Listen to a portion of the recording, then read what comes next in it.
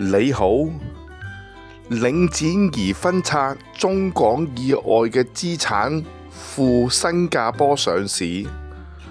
根據外媒嘅報導，領展打算分拆中港以外嘅物業到新加坡上市。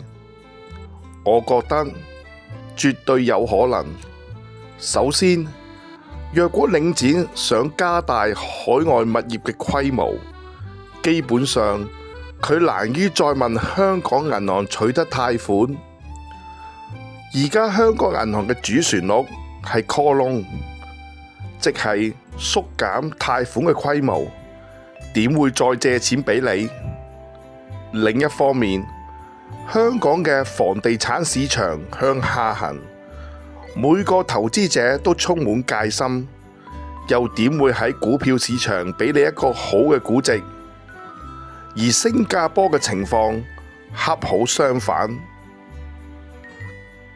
呢幾年佢有大量嘅資金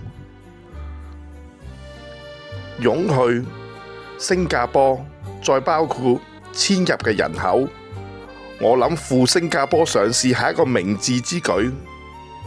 當然，我呢刻仍未知道領展對海外資產嘅比例嘅盤算。